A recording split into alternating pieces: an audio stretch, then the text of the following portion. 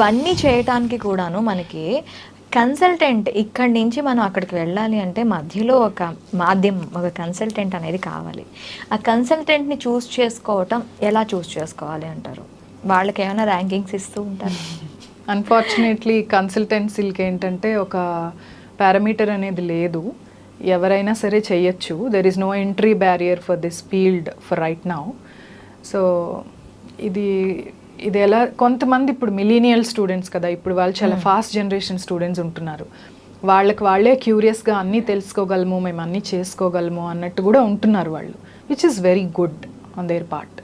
But ఏంటంటే మేము over the period, over the years, over the intakes, case by case చూస్తాము. Application process, time lines, ఎలాంటి scholarships ఏ యూనివర్సిటీస్లో ఉంటున్నాయి, ఏ మేజర్స్కి ఏ admission cut offs ఉంటాయి అనేది కొంచెం మాకు ఓవర్ ది ఇయర్స్ వచ్చేస్తుంది, ఎక్స్పర్టీస్ తోటి మాకు తెలిసిపోతుంది. So if we hand hold students we can do a good job. వీళ్ళకి ఏంటంటే కెరియర్ అనే దాంట్లో సెకండ్ ఛాన్స్ అనేది ఉండదు. This is very important. ఒక స్టూడెంట్ 20-21 సంవత్సరాలు కష్టపడి ఎడ్యుకేషన్లో తను ఇన్వెస్ట్ చేసి తను నేర్చుకున్నది ఇప్పుడు ఈ హైయర్ ఎడ్యుకేషన్ నుంచి ఇంకా ఫ్రూట్స్ రావడం స్టార్ట్ అవుతాయి వాళ్ళకి. అవును.